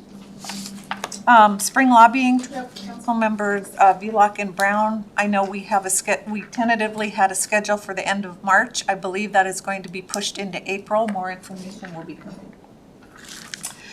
Thank you all so much. The Planning Commission and the City Council, we got a A+ from APOC. All of our financial statements were filed on time. March 15th is the due date. And then if you haven't done so, look at all the budget meetings we have scheduled April and May, and then get those, save the date for you, because we have lots of meetings during that time period. So thank you so much. That's all I have. And Ms. Rubio, thank you. I'll be in touch. Congratulations. Thank you. Madam Attorney. No comment, Madam Mayor. Councilmember Graham. Thank you, Madam Mayor. First, I want to offer heartfelt congratulations to Councilperson Rubio. I look forward to serving with you. There's a lot going on here, and there's always a lot going on, so sharpen your pencil. Councilperson Sounds good. Thank you. Literally after you to make sure that we get that budgeting stuff down. Secondly, a couple of requests. Number one, to Danielle, or excuse me, to Director Bischoff. Sometime prior to the next meeting, could you email what the current couplet plan is through DOT? I mean, where they're at. I thought I heard 85% at one point, that their website is really more concerned with more immediate projects. But if we could get that information, I'm getting a lot of questions about that, particularly with summertime coming up. I'm sure the other council members would appreciate that as well. Third thing is for Chief Long. Lots of Facebook buzz about the new cars. If you could please, at the next meeting, bring one of the cars 15 or 20 minutes early so council persons could look at that and perhaps talk to officers about what the advantage of a full-size SUV and the way it's outfitted are. And I would appreciate that as well. I'll do what I can. It'll be up to scheduling and availability, but I'll do what I can for you. Okay, great. Thank you. And last, as many of you may know, I am on the board of Valley Performing Arts. And of course, Valley Performing Arts is very concerned about your health and about your pocketbook as well. So in the interest of conserving gas and making sure that you just do one trip instead of two, VPA has a dinner theater going on this weekend and next weekend. So instead of having to drive to dinner and then drive to the theater, you can just drive to Evangelos and see The Wild Women of Winedale, which has nothing to do with the current city council, and enjoy yourself. Everything I've seen, it's a great play. Really enjoy it, and I hope you'll come out and support community theater. Thank you, Madam Mayor. Councilmember Brown. Thank you, Madam Mayor, and congratulations to Councilman Rubio. And again, as I said earlier, I was highly impressed with the interviews we did tonight.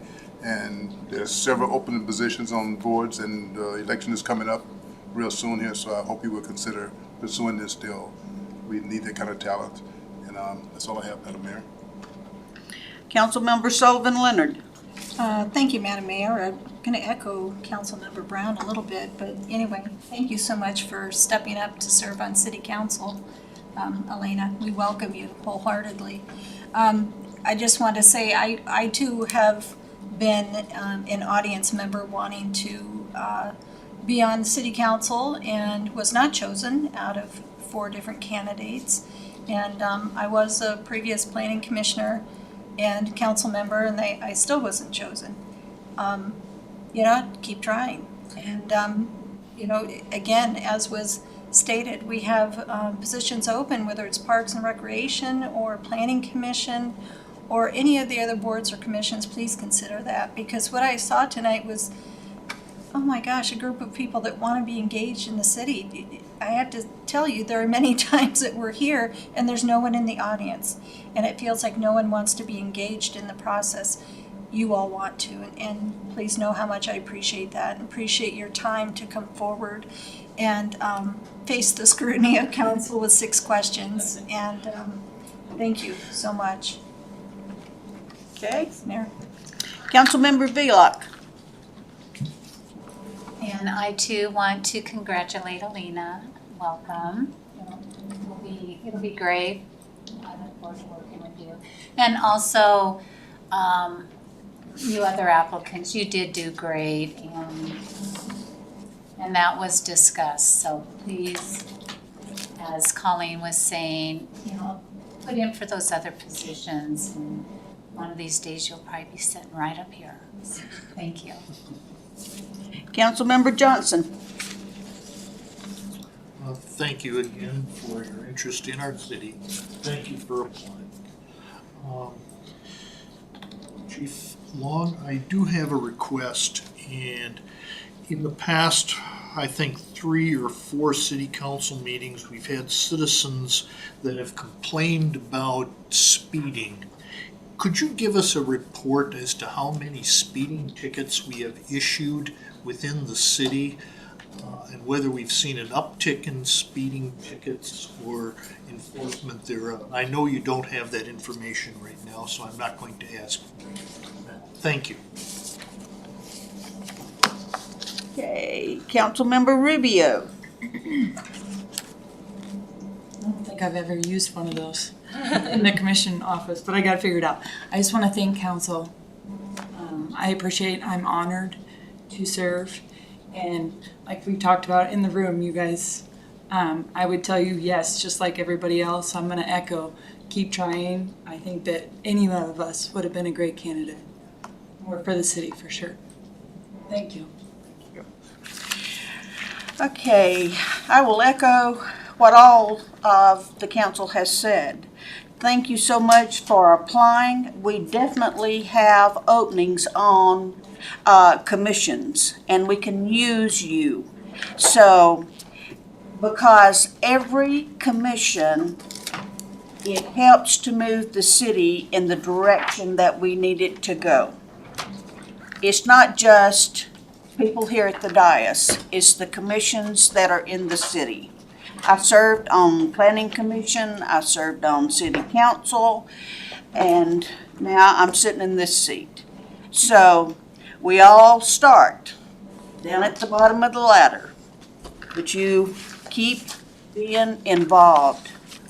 And Elena, congratulations. I look forward to working with you. So, May I make a comment?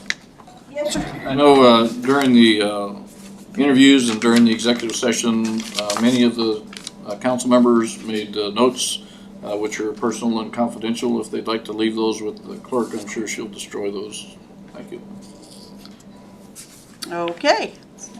There are no items scheduled for executive session. We've already done that. And with no further business at hand, I'm adjourning the meeting unless objection is raised. Hearing none, the meeting is adjourned at 8:24.